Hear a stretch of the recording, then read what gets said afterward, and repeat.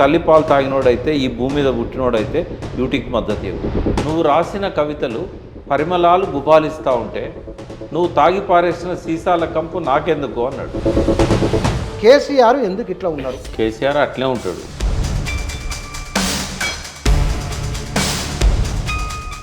అవసరం ఉంటే తప్ప కేసీఆర్ ఇప్పుడు బయటకు వస్తారో రాదో తెలియదు. జనం ఏమనుకుంటారో ఏమైనా తెలుసుకున్నారా? కానీ మంచిని ఏమీ చెప్పకుండా చెడును మైక్లో చెప్తున్నాడు ఆయన.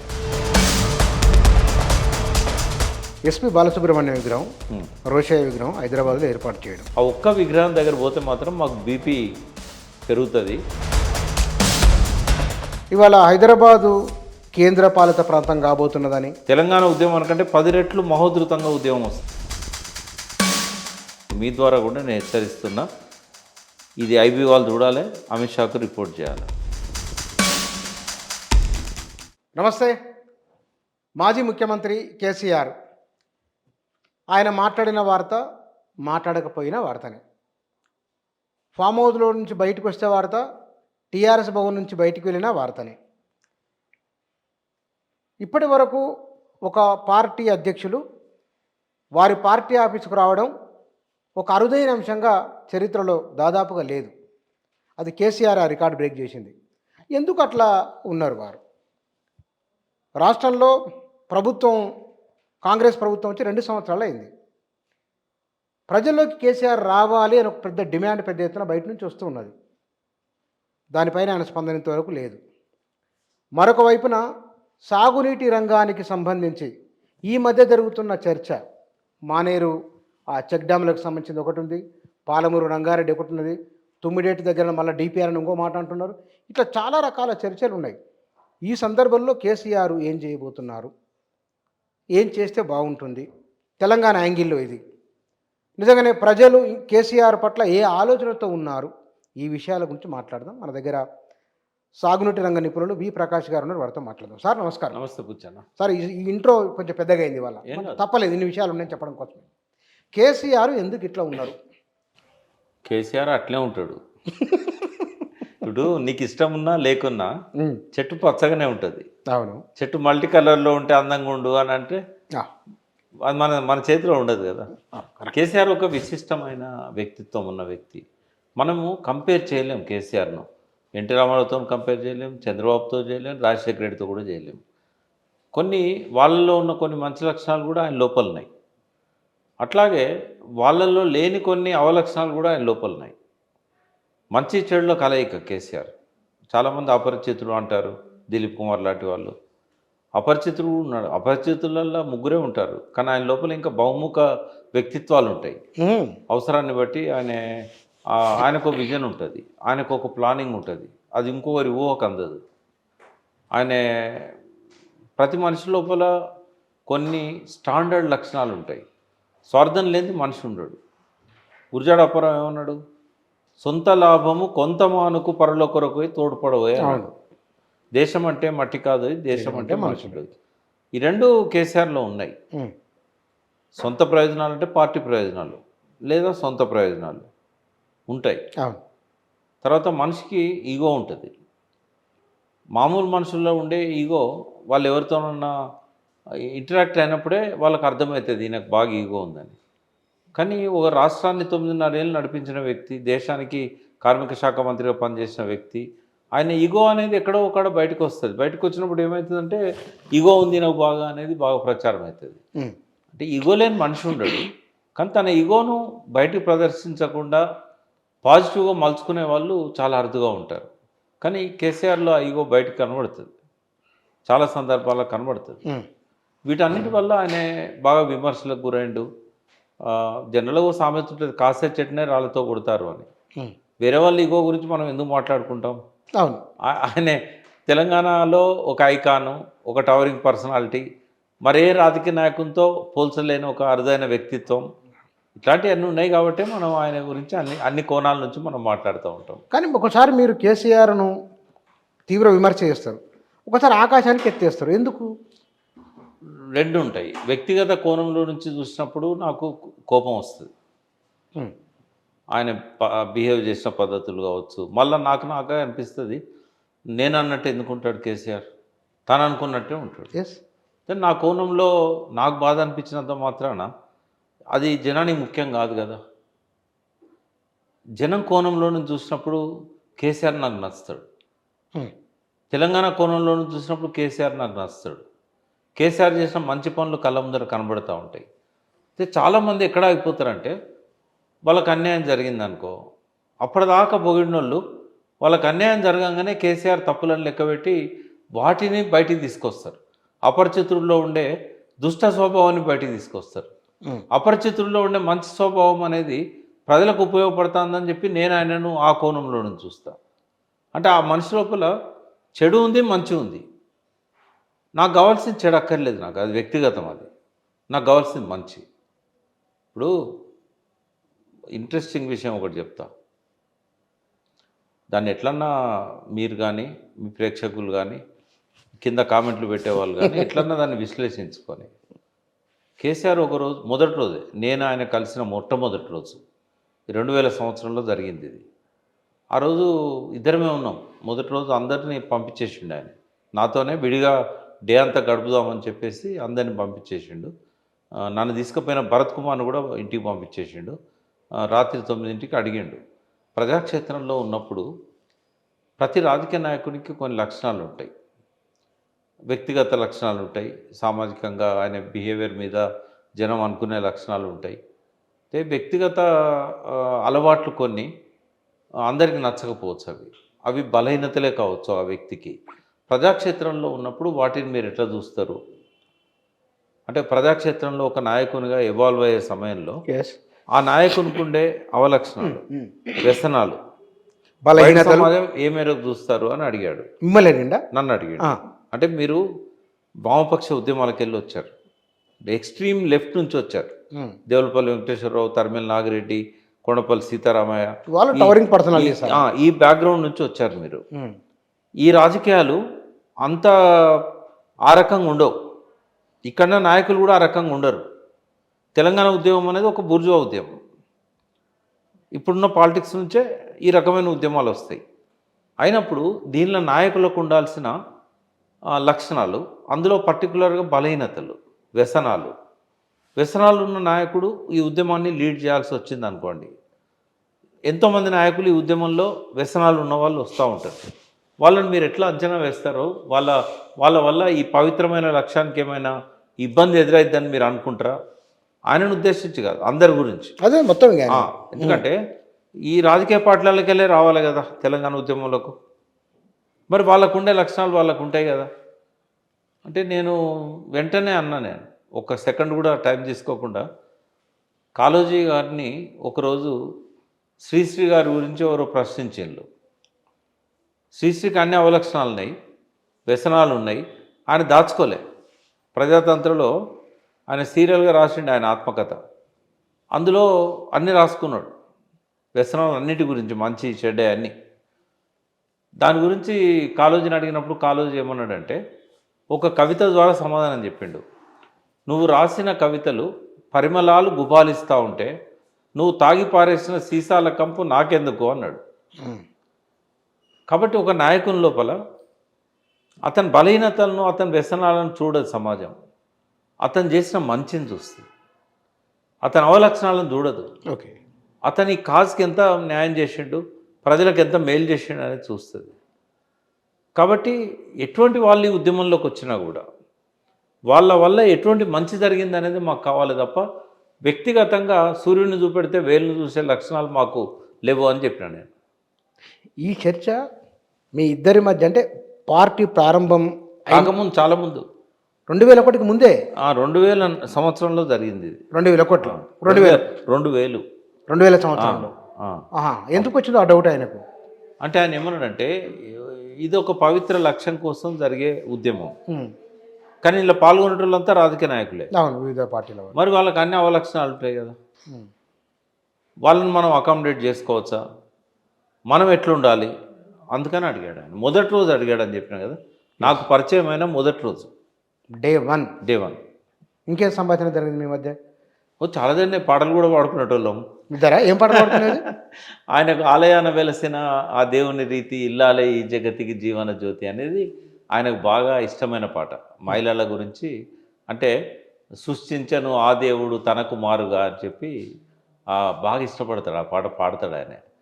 అట్లనే చరణ కింకిణులు గల్లు గల్లు మన అని ఇట్లా చాలా చాలా ఆయనతో ఉంటే చాలా టైం గడవదు. రాత్రి తెలియదు అసలు మనకు టైము ఎంత గడుస్తుందనేది తెలియదు. టైం చూసుకుంటే తెల్లారంగా 3 అయ్యేది, 4 అయ్యేది, ఒక్కోసారి తెల్లారేది. అట్లా ఉండేది అన్నట్టు ఆయనతో. ఎప్పుడు రాజకీయాలే మాట్లాడాడు ఆయన, అన్నీ మాట్లాడతాడు ఆయన. చాలా మెమరీ, నేను చూసిన మనుషులందరిలో అత్యంత మెమరీ పవర్ ఉన్న వ్యక్తి కేసీఆర్. ఆయన ఎప్పుడో చిన్నప్పుడు చదువుకున్న కథ మొత్తం ఉన్నది ఉన్నట్టు చెప్తాడు మనకు. ఓ కథ ఎగతాళి చేస్తారు అందరు, కానీ ఆయన గొప్ప పఠికుడు. అంటే వేల పుస్తకాలు చదివిండా లేదా అనేది పక్కకు పెడితే ఆయనంత చదివిన రాజకీయ నాయకుడు లేడు. సాహిత్యం పట్ల కానీ శాస్త్రాలు కానీ ప్రతి ఒక్కటి. ఆయన తెలుగు, ఆయన కంటత ఎన్నో వందల పద్యాలు పాడతాడు. ఆ మెమరీ పవర్. తర్వాత సిద్దిపేట నియోజకవర్గంలో 50,000 మందిని పేరుతో పలకరిస్తాడు. 50,000 మందిని. నేనే అడిగిన, మీరు ఎవరు వచ్చినా పేరు పెట్టి పిలుస్తుండ్రు, సిద్దిపేట కాన్స్టిట్యున్సీలో ఏ ఊరు నుంచి ఎవరు వచ్చినా పిలుస్తుండ్రు అంటే, నాకు ప్రతి ఊరిలో ఒక 100 మంది 50 మంది పేర్లు నాకు తెలుసు. మొత్తం సిద్దిపేట కాన్స్టిట్యున్సీలో ఒక 50,000 మందిని నేను పేరు పెట్టి వాళ్ళ భార్యలు వాళ్ళ పిల్లలు, మీ లచ్చక్క బాగుందా, నీ కొడుకు పేరు రవి కదా, వాడు ఎట్లున్నాడు, ఇట్లా మాట్లాడతాడు అన్నట్టు.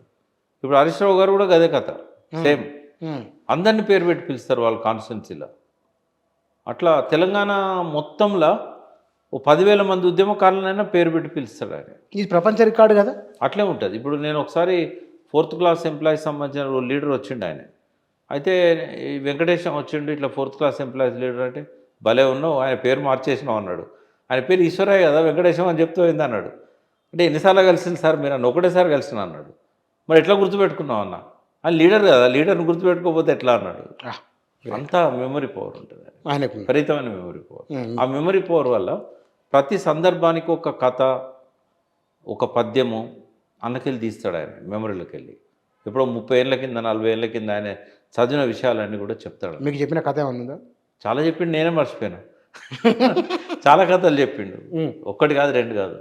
భారతంలో చాలా ఉదాహరణలు చెప్పిండు. ఒక లీడర్ అంటే ఎట్లుండాలని చెప్పిండు. నేను లీడర్షిప్ లక్షణాలు చాలా నేర్చుకున్నాను ఆయన దగ్గర. మీరే మోటివేటర్, మెంటర్? నేను ఆయన దగ్గర చాలా నేర్చుకున్నాను.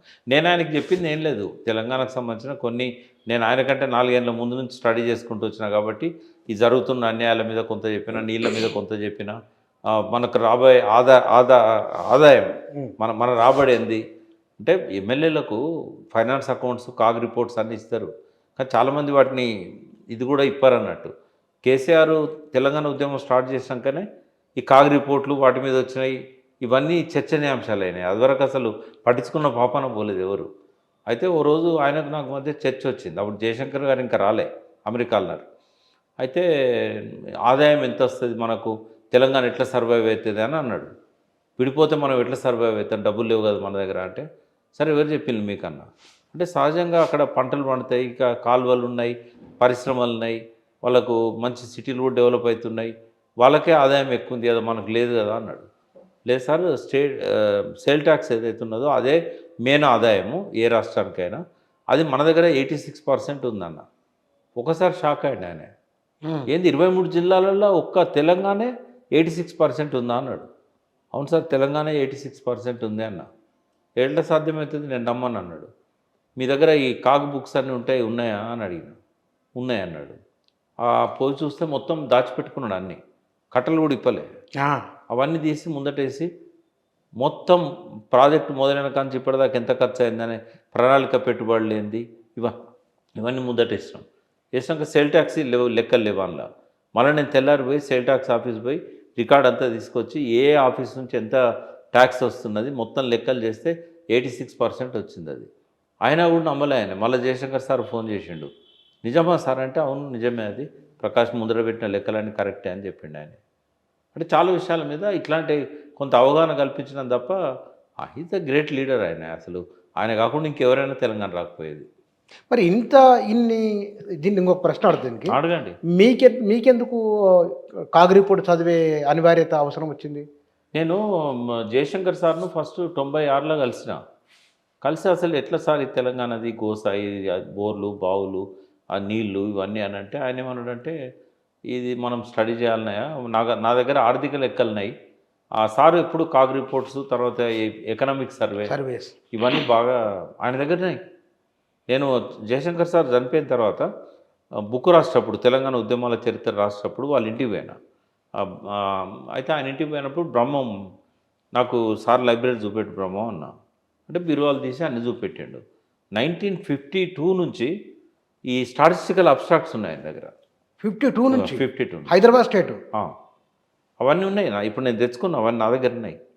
సార్ జ్ఞాపకార్థం నా దగ్గరనే పెట్టుకున్నా. మీ దగ్గర కొన్ని వేల పుస్తకాలు ఉన్నాయిగా. ఉన్నాయి, వాటిలల్లో ఇవి కూడా ఉన్నాయి. జయశంకర్ సార్ ఇంట్లోకి వెళ్ళి తెచ్చినాయి ఒక 20-30 పుస్తకాలు ఉంటాయి, చిన్నవి పెద్దవి అన్నీ కలిపి. ఈ ముల్కీ రూల్స్ మీద సార్ ఒక మంచి పని ఏం చేసిండంటే, నినాదాన్ని కాపాడే కాదు, ఈ లెక్కలు పత్రాలన్నీ కూడా గవర్నమెంట్ ఇచ్చినవి కూడా దాచిపెట్టాడు. అట్లా మనకు ఒక ఎన్సైక్లోపీడియా లాగా సార్ ఉపయోగపడ్డాడు. సార్ దగ్గర ఉన్న గ్రంథాలయం నాకు ఉపయోగపడ్డది. ఇక్కడ ఇన్ని అప్పుడు చెప్పిండు అన్నట్టు, ఈ లెక్కలన్నీ మనకి ఇట్లా దొరుకుతాయి.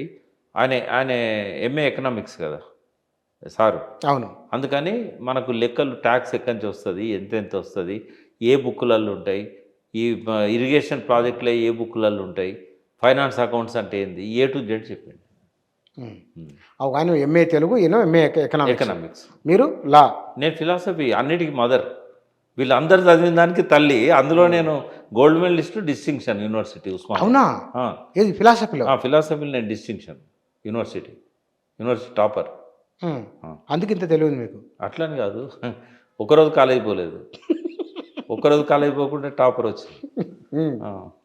ఇప్పుడు ఇక్కడ ఒక కాంబినేషను, అవసరం ఉంటే తప్ప కేసీఆర్ ఎప్పుడు బయటకు వస్తారో రాదో తెలియదు. మీలాంటి వాళ్ళు గోల్డ్ మెడలిస్ట్ ఆయన గురించి ఎప్పుడు మాట్లాడుతూ ఉంటారు. జనం ఏమనుకుంటారు ఏమైనా తెలుసుకున్నారా పబ్లిక్లో? జనం ఎట్లుంటారంటే, కొంతమందికి స్థిరమైన అభిప్రాయాలు ఉంటాయి, కొంతమంది అబద్ధాలను నమ్ముతారు, చెప్పుడు మాటలను నమ్ముతారు. కొంతమంది వాళ్ళకి ఏదన్నా బాధ కలిగింది అనుకో, ఇది 2 రేషన్ కార్డులు ఉండేది వరకు, 2 పెన్షన్ కార్డులు ఉండేది. కేసీఆర్ రాగానే ఒకటి రద్దు చేసిండు. ఏవో కోపం, అరే 200 ఇచ్చే కాడ 400 వచ్చేది ఇద్దరికి, ఇప్పుడు 2000 వస్తుంది కదా, ఇంకా 5 రేట్లు ఎక్కువ వస్తుంది కదా అంటే విన్నాడు. అంటే జనం రకరకాలు ఉంటారు. ఇప్పుడు కూడా ఏంటంటే, మన దగ్గర ఉన్న జనాన్నే చూద్దాం, మేధావి జనాన్ని, మేధావులు, విద్యావంతులు, మీడియాలో వచ్చేటోళ్ళు. ఇప్పుడు విట్టలు, తర్వాత పేరు తీసుకుంటా నేను, పృథ్వీ, పాశ్యం యాదగిరి, ఇట్లాంటి వాళ్ళు ఏం చేస్తారంటే, అప్పుడు చేసిన తప్పులను, అప్పుడు జరిగిన వాటిని ఎత్తి చూపిన్లు, విమర్శించిండ్రు. ఇప్పుడు జరుగుతున్న వాటిని, తప్పులను ఎత్తి చూపుతున్నారు, విమర్శిస్తున్నారు. అంటే వాళ్ళు ఏంటంటే, వాళ్ళు అనుకున్న పద్ధతిలో ఈ సమాజం ముందుకు పోతలేదు కాబట్టి, ఒక ఆవేశం అనేది వాళ్ళ లోపల కట్టలు తెంచుకొని వస్తూ ఉన్నది. అది హద్దులు కూడా దాటుతున్నది. ఒక్కోసారి పాశ్యం యాదగిరి గారు అన్పార్లమెంటరీ లాంగ్వేజ్ కూడా వాడతారు. లుచ్చాగాడు అంటాడు, ఏదేదో అంటుంటాడు, కోపం. ఎందుకంటే ఇంత కష్టపడి తెలంగాణను తెచ్చుకుంటే ఇట్లా పాడైపోయింది అనేది కోపాలు వాళ్ళకు ఉంటాయి. అయితే వాళ్ళకు, నాకు కోదండరామ్ గారికి ఇట్లా ఉన్న తేడా ఎట్లుంటుందంటే, కోదండరామ్ గారు ఉన్నారు, ఆయన అప్పుడు విమర్శించిండు, ఫస్టే చెప్పిండు, 1 to 2 years దాకా ఆయన ఏం మాట్లాడినన్నాడు, టైం ఇవ్వాలి మనము అని అన్నాడు. తర్వాత ఆయన కేసీఆర్ గారు చేసే ఆయన నచ్చని అంశాలతో లోపాలన్నీ ఎత్తి చూపుతూ పోయిండు. ఇప్పుడు కూడా ఆ విషయాలు ఇప్పుడు కూడా చెప్తాడు ఆయన. అయితే మంచిని కూడా చెప్పాల్సిన పరిస్థితి ఉంటుంది. కేసీఆర్ చేసిన చెడుని చెప్పినప్పుడు కేసీఆర్ వల్ల జరిగిన మంచిని కూడా చెప్పాలి. రెండింటికి చెప్పగలిగితేనే విశ్లేషణ అది. కానీ ఆయన మంచిని చెప్తలేడు. కాళేశ్వరం వేస్ట్ అంటాడు. కాళేశ్వరం వల్ల ఎంత మంచి జరిగిందనేది చెప్పాడు. ప్రతి పనిలో మెరుపులు ఉంటాయి, మరకలు ఉంటాయి, మంచి ఉంటుంది, చెడు ఉంటుంది. ప్రతి మనిషిలో కూడా, ప్రతి పాలకుల్లో కూడా మంచి ఉంటుంది, చెడు ఉంటుంది. నేను అనేది మంచి ఎక్కువ ఉందా, చెడు ఎక్కువ ఉందా అనే దానికంటే, మంచి ఏం జరిగింది, చెడేం జరిగింది, నువ్వు చెడు అవసరమైనప్పుడే చెప్పు. ఎప్పుడైనా ఏమంటారంటే, చెడుని చెవిలో చెప్పాలి, మంచిని మైక్లో చెప్పాలంటారు. కానీ మంచిని ఏమీ చెప్పకుండా చెడుని మైక్లో చెప్తున్నాడు ఆయన. ఇది ఒక రకం. ఆకునూరు మురళి, కోదండరామ్ గారు, హరగోపాల్ గారు కూడా కొంత మేరకు అలా కలుస్తాడు. చాలా వరకు ఆయన పాజిటివ్గా విశ్లేషిస్తాడు, కానీ కొంచెం అప్పుడప్పుడు అలా కలుస్తూ ఉంటాడు. ఇంకా కొంతమంది ఎట్లుంటారంటే, వాళ్ళ పేర్లు నేను చెప్పాను, ఏమో ఈయనతోనే ఉన్న పని పడుతుందేమో, ఎందుకు అనాలే అంటే, నేను మామూలు జనం గురించి మాట్లాడతలేను. మేధావులు, విద్యావంతులు, తెలివి కల్ల వాళ్ళు అనుకునేటోళ్ళు, యూట్యూబ్లలో వచ్చేటోళ్ళు, ఈ సమాజానికి మార్గ నిర్దేశకులుగా ప్రజలు నమ్మేవాళ్ళు, కొంత అభిమానులను ఎంబడి పెట్టుకున్న వాళ్ళు ఫాలోవర్స్ను, అందులో కొంత లోపల ఇక్కడ దాకా వస్తుంది చెప్పాలని. ఏమో మళ్ళీ రేపు ఎప్పుడైనా ఆయన దగ్గర పోతే ఎట్లుంటుందో. కొంతమంది నాయకులు ఉంటారు, నేను నోరు జారితే మా వాళ్ళ నోట్లో మన్నుపడుతుందేమో, ఆయన దగ్గర సంతకం పెట్టించుకునే ఫైల్స్ ఉంటాయి, ఇట్లా కొంతమంది ఉంటారు.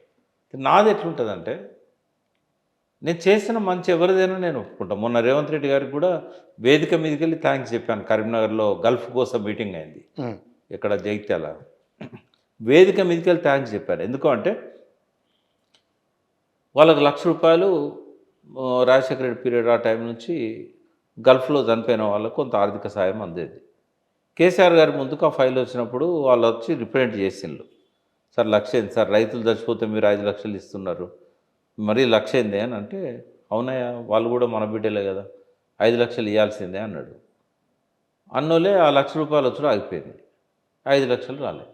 అయ్యో, 9.5 ఏళ్ళు ఇట్లా గడిచింది. ఇక 9.5 ఏళ్ళు గడిచిన తర్వాత, ఈ 9.5 ఏళ్ళ తర్వాత పరిస్థితి ఏంటంటే, రేవంత్ రెడ్డి దగ్గర పోయి చెప్పిండ్రు, సార్ కేసీఆర్ గారు 5,00,000 ఇస్తా అన్నారు కానీ జీవో వేయలేదు, డబ్బులు కూడా రాలేదు, ఈ లోపల అది కూడా ఆగిపోయింది అంటే అట్లయిందా అని చెప్పి ఏం చేసిండు, వెంటనే 5,00,000 ఇవ్వాలని చెప్పి జీవో ఇచ్చిండు. ఇప్పుడు అందరు ఎవరు చనిపోయినా 5,00,000 వస్తున్నాయి. మంచి పనే కాదా? చాలా థ్యాంక్స్ చెప్పినాం, గ్రేట్, గొప్ప విషయం. తర్వాత ఉద్యమకారులందరికీ గుర్తించకపోయినా, మాలాంటి వాళ్ళని గుర్తించకపోయినా ఓ 9 మందిని అయితే గుర్తించిండ్రు నిజాం కాలం నుంచి ఇప్పటిదాకా. వాళ్ళందరూ డిజర్వ్డ్ కదా. ఎక్క యాదగిరిరావు గారికి ఎన్నిసార్లు కేసీఆర్ గారు కలిసినా కూడా, అరే ఆయన పెట్టిన డబ్బులు ఇవ్వలేదప్ప గవర్నమెంట్. అవునట, ఫస్ట్ టైం బిల్ ఇచ్చింది, తర్వాత ఇవ్వలేదు. మీరు కూడా ఇంటర్వ్యూ చేసినప్పుడు చెప్పిండు ఆయన. చెప్పిండు నేను చెప్పాను, ఎంతోమంది చెప్పారు. కేసీఆర్ గారు చేద్దాం అన్నాడు, చేయొద్దని అనుకోలే ఆయన. చేద్దాం అనుకున్నాడు, ఒక్కడే ఎన్ని పనులను చేస్తాడు ఆయన. ఏంటంటే డెలిగేటింగ్ పవర్స్లో చాలా వీక్. ఆయన అడ్మినిస్ట్రేషన్ గురించి చెప్పాల్సి వచ్చినప్పుడు చెప్తాను నేను, ఆయన ఎక్కడ వీక్ ఎక్కడ స్ట్రాంగ్ అని. ఆయన ఏంటంటే అన్ని పనులు తనే చేయాలనుకుంటాడు, టైం సరిపోదు, వదిలేస్తాడు.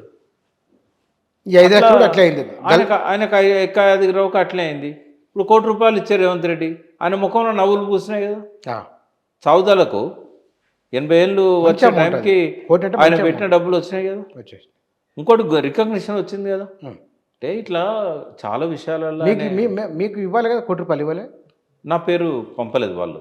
ఎందుకు అంటే ఆ సెలక్షన్ కమిటీ ఏదో మన నాకు తెలియదు, బహుశా కోదండరామ్ గారు వీళ్ళంతా కలిసి. అంటే మిమ్మల్ని ఇప్పుడు తెలంగాణ ఉద్యమకారులు అంటే వి ప్రకాష్ అనే పర్సనాలిటీ లేకుండా తెలంగాణ ఉద్యమకారులు ఉన్నారా?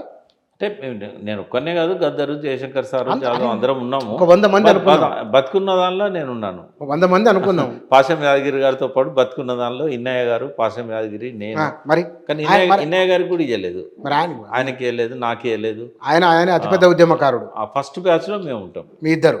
బతుకున్న వాళ్ళల్లో ఇప్పుడున్నది నేను, ఇన్నయ్య, యాదగిరి గారు, ముగ్గురము. ఇక జాదవ్, జయశంకర్, గద్దరు, భూపతి కృష్ణమూర్తి, ప్రతాప్ కిషోర్, రఘువీర్రావు అందరు చనిపోయినారు.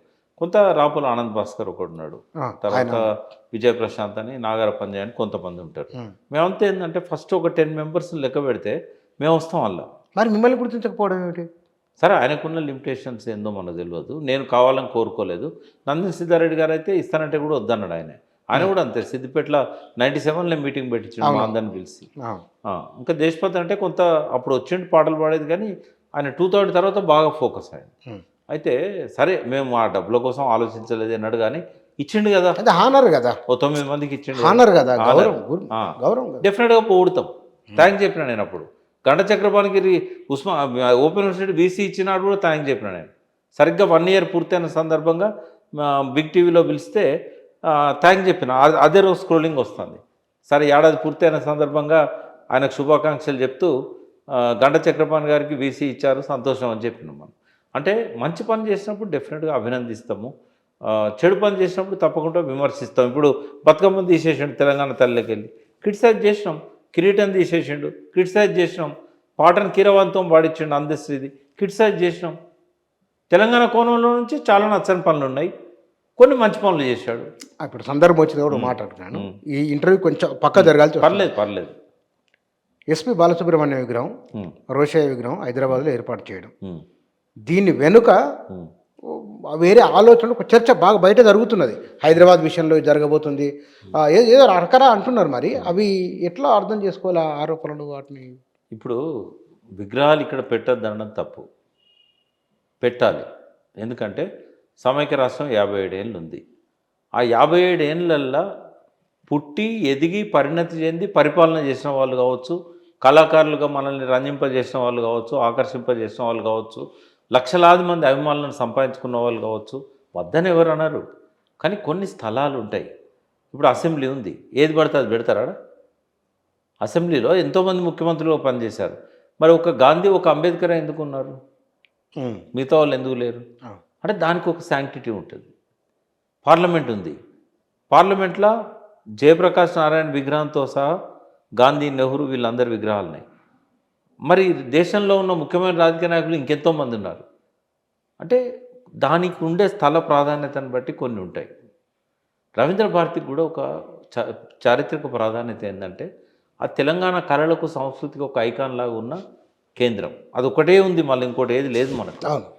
అక్కడ మన వాళ్ళ విగ్రహాలు పెట్టకుండా వాళ్ళే పెట్టడం, అందులో ఘంటసాల విషయంలో ఎవరికి అభ్యంతరం లేదు. బాలసుబ్రహ్మణ్యం విషయంలో ఒకే ఒక్క అభ్యంతరం ఎందుకు వచ్చింది అంటే, ఆయన ఈ ఆ పాటలకు వెళ్ళి తెలంగాణ రాష్ట్ర గీతం ఏదైతే రేవంత్ రెడ్డి గారు అనౌన్స్ చేశారో, జయ జయ తెలంగాణ, ఉద్యమకాలం అంతా ప్రజలు దాన్ని ఆదరించేలో, స్వరాష్ట్రమై తెలంగాణ స్వర్ణయుగం కావాలి, ఆ స్వరాష్ట్రం అనే పదం తీసేయమన్నాడు. అందుకని కోపం అంతే. అట్లా తీసేయమంటాడా? ఎందుకు తీసేయాలని అడిగితే, నేను సమైక్యవాదిని కాబట్టి తీసేయాలన్నాడు. నేను వాడను అన్నాడు. అంటే సమైక్యవాది గాయకునిగా మనం పోయి అడిగినాం, నువ్వు సమైక్యవాదివా, నువ్వు తెలంగాణ వాదివా అని అడగలే. నీ గొంతు బాగుంది, నువ్వు పాటలు పాడతావు. పాటలు పాడటానికి ఇష్టాలు ఉంటాయా? ఇప్పుడు జేసుదాస్ ఉన్నాడు, జేసుదాస్ క్రిస్టియన్, అయ్యప్ప స్వామి ఎంత పాపులర్ పాడింది కదా. తర్వాత బాలసుబ్రహ్మణ్యం ఉన్నాడు, క్లబ్లో పాటలు పాడలేదా అడ్డమైన బూతులతోని? నీకు ఇష్టమై పాడినావా అవి?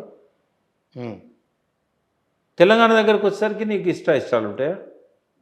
ఇప్పుడు అందుకే మనం ఏమన్నామంటే, ఈ సమైక్యవాది ఎందుకు మనకు, ఇక్కడ పెట్టకండి, బయట ఎక్కడైనా పెట్టుకోండి, మీరు ఎక్కడైనా పెట్టుకోండి, ఇక్కడ మాత్రం పెట్టదు. ఎందుకంటే ఇక్కడ గద్దర్ విగ్రహం ఉండాలి, ఇక్కడ ఒక చిందెల్లమ్మ విగ్రహం ఉండాలి, ఒక ఆయన పేరేంది, మన రకరకాల మిద్దరాములు ఉండాలి. తర్వాత ఈ యక్షగానము, ఒగ్గు కథలు చెప్పే సుఖ సత్తేది ఉండాలి.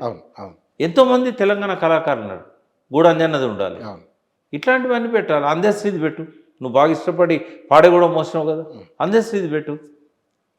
వీళ్ళందరి వదిలిపెట్టి తెలంగాణ కళలు, కళాకారులు, సంగీతం విద్వాంసులు వీళ్ళందరి వదిలిపెట్టి నువ్వు వాళ్ళిద్దరి విగ్రహాలు ఎందుకు ఉండాలి? ఘంటసాలదంటే ఆల్రెడీ ఉంది, దాన్ని మనం ఏమన్నాం. బాలసుబ్రహ్మణ్యం ఎందుకు పెట్టాలి ఆడవద్దంట అంటే? ఇంకోటి, మనోభావాలను గాయపరచడం అవసరమా? డే 1 చెప్పారు పృథ్వీ కానీ పాశ్వం యాగి లాంటి వాళ్ళు, తీసేయండి, ఇక్కడ పెట్టకండి అని అన్నారు.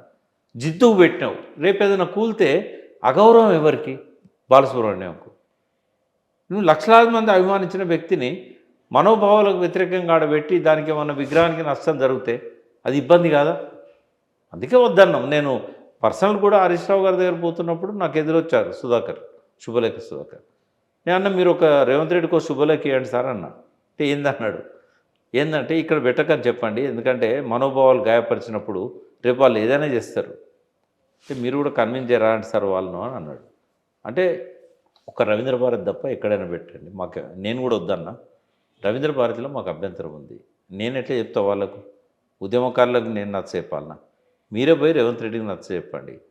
ఈ రేపు ఏమైనా అగౌరవానికి గురైతే కష్టమవుతుంది, ఆ ఎఫ్డీసీ దగ్గర పెట్టుకోమనండి, లేకుంటే అక్కడ ఫిలిం క్లబ్లో పెట్టుకోమనండి, రామానాయుడు దానిలో పెట్టమనండి, ఎక్కడైనా పెట్టవచ్చు, ఇక్కడ ఎందుకు పెట్టాలి? లేదంటే ఒక 4 రోడ్ల కూడల్లో చౌరస్తాలు పెట్టమనండి, మాకు అభ్యంతరం లేదని చెప్పారు. ఆంధ్ర విగ్రహాలు ఉండద్దు అనేది కాదు, ఒకే ఒక్క విగ్రహం విషయంలో మాకు అందరికీ ఇబ్బంది ఉన్నది. ఏంటంటే బ్రహ్మానంద రెడ్డి విగ్రహం 369 మంది చావులకు కారణమైన బలవన్మరణాలకు, తర్వాత కాల్చివేతలకు, నడి బజార్లో కాల్చేశారు కదా పిల్లల్ని. ఆ ఒక్క విగ్రహం దగ్గర పోతే మాత్రం మాకు బీపీ పెరుగుతుంది, రక్తనాళాలు కూడా పలిగేంత బీపీ పెరుగుతుంది. ఆ ముఖం మేము చూడదలుచుకోలేదు, ఆ పేరు మేము వినదలుచుకోలేదు. ఆయన ఒక్కరిని మాత్రం తీసేయండి. మరి కేసీఆర్ ఎందుకు తీసేయలేదు? కేసీఆర్ ఎందుకు తీసేయాలి? కేసీఆర్ గారిని అడిగితే ఏమన్నాడంటే, ఈ 10 ఏళ్ళ గొల్లెం మోని పోయినాక భద్రంగా లారీలలో ట్రక్కులలో ఒక్కొక్క లారీలో ఒక్కొక్క ఐఏఎస్ ఆఫీసర్ను వెంబడించి పైలట్గా భద్రంగా తీసుకుపోయి అమరావతిలో పెట్టిద్దామని అన్నాడు. వాళ్ళు ఎక్కడైనా పెట్టుకొని మనం వాళ్ళకి అప్పచెప్దాం, వాళ్ళ స్టేట్ సెక్రటేరియట్లో అక్కడ పోయి డంప్ చేద్దాం, మీరు చూసుకోండి, ఇక మేము మీకు అప్పచెప్పినామని చెప్దాం. ఏవైతే మన తెలంగాణ ప్రజలు వ్యతిరేకిస్తారో ఆ విగ్రహాలన్నీ కట్టగట్టి తీసుకుపోయాడు ఇద్దామని చెప్పి. కాంగ్రెస్ ప్రభుత్వం, కాంగ్రెస్ పార్టీకి తెలంగాణ ప్రజల భావోద్వేగము, తెలంగాణ ప్రజల సోల్ అర్థమైందా అని అనిపిస్తున్నదా? కాలే. తెలంగాణ ఇవ్వాల్సిన అవసరాన్ని సోనియా గాంధీ గుర్తించారు, ఇచ్చారు. బట్ ఏ నాయకుని కూడా సోనియా గాంధీ పక్కన ఉన్న వాళ్ళకి కానీ, తెలంగాణ కోసం సోనియా గాంధీ చెప్తే విన్న వాళ్ళకి కానీ, మనం బలవంతం చేస్తే పిల్లలు ఆత్మహత్యలు చేసుకుంటూ పేర్లు పెడితే అయ్యో మా పేర్లు ఉంటానే అని చెప్పి దామోదర్ రెడ్డి లాంటి వాళ్ళు ఇట్లాంటి వాళ్ళు ఉద్యమంలోకి వచ్చారు. వాళ్ళకు కానీ ఎవ్వరికీ కూడా తెలంగాణ సోలు అర్థం కాలే. యాక్సిడెంటల్గా వాళ్ళు తెలంగాణలో ఇవాళ కాంగ్రెస్ పార్టీ అధికారంలోకి వచ్చింది, కానీ ఆ సోల్ అర్థమై ప్రజల మెప్పు కోరి ఎవరు రాలేదు. తెలంగాణ సోల్, తెలంగాణ ప్రజల ఆకాంక్షను అర్థం చేసుకున్న నాయకుడు కేసీఆర్. ఇవాళ హైదరాబాదు కేంద్ర పాలిత ప్రాంతం కాబోతున్నదని, లేదా సెకండ్ క్యాపిటల్ అని కొన్ని రకాల చర్చలు ఉన్నాయి. నిజమో కాదో తెలియదు, మనకు ఒక చర్చ ఉన్నది. ఈ సందర్భంలోనైనా సరే మీలాంటి వారు మాట్లాడాలి కదా, ఎందుకు ఏమనట్లేదు అంటే ఉత్తదారి ప్రచారాలు అవన్నీ. మీరు అన్న యూటీ అనేది 100% ఫ్యాక్ట్. అది బక్క జడ్సన్ ఏదైతే చెప్పాడో 100కి 100 వాళ్ళు ఆయన ఏదైతే ఒక పద్ధతి ఇట్లా జరుగుతుంది 144 సెక్షన్ కంటిన్యూగా పెట్టి రికార్డ్ పరంగా లా అండ్ ఆర్డర్ ప్రాబ్లమ్స్ ఉన్నాయని చూపెట్టడానికి అదొకటి చూపెట్టడం కానీ, తర్వాత ఆర్థికంగా దివాలా తీసిందని చెప్పడానికి డబ్బులు ఉన్నా కూడా పెన్షనర్లకు ఇవ్వకపోవడం కానీ, ఇది ఆర్థిక ఎమర్జెన్సీకి దారితీసే పరిస్థితి అని చెప్పిండు కదా. దాంతోపాటుగా ఇది యూటీ కాబోతున్నదని చెప్పాడు. నేను 100% ఆయనతో ఏకీభవిస్తున్నా. ఒక కుట్ర జరుగుతూ ఉంది హైదరాబాద్ మీద. ఆయన చెప్పినట్టే ఒక భారీ కుట్ర జరగబోతుంది. ఇది ఎక్కడ స్టార్ట్ అయింది? ఫస్ట్ ఏంటంటే 2021-22 ఆ ప్రాంతంలోనే హైదరాబాద్ని కేంద్రపాలిత ప్రాంతంగా చేస్తే ఎట్లుంటుందని చెప్పి సర్వే చేయించాడు అమిత్ షా హోమ్ మినిస్టర్గా. ఆ రిపోర్ట్ కూడా ఆయనకు 2022 నాటికే వచ్చింది. పాజిటివ్స్ ఏంది, నెగిటివ్స్ ఏంది అని చెప్పి ఆయన దాన్ని అమలు చేయడానికే కంకణం కట్టుకున్నాడు. సర్దార్ పటేల్ ఎట్లయితే సైన్యాలను నడిపించి స్వతంత్రం, కమ్యూనిస్ట్ చేతుల్లో స్వతంత్రం కాబోతున్న తెలంగాణను భారతదేశంలో విలీనం చేసుకున్నాడో, మళ్ళా ఇవాళ అమిత్ షా ఈ యూటీ కోసం కుట్ర చేస్తున్నాడు.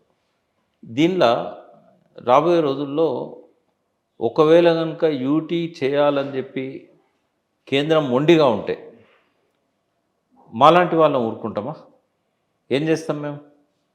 మాది ప్రత్యేక దేశం కావాలని నినాదం ఇస్తాం. ప్రత్యేక రాష్ట్రం కాదు, ప్రత్యేక దేశం. మనకు అన్ని రకాల జస్టిఫికేషన్స్ ఉన్నాయి. బ్రిటిష్ వాళ్ళు ఇచ్చిన హక్కులను ఉల్లంఘించింది కేంద్ర ప్రభుత్వం.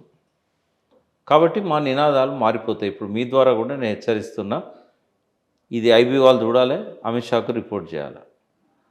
ఒక్కవేళ యూటీ చేయాలనుకుంటే నష్టం ఏం జరుగుతుంది అంటే, ఇవాళ మొత్తం తెలంగాణలో 80% పైన ఆదాయం వచ్చేది హైదరాబాద్.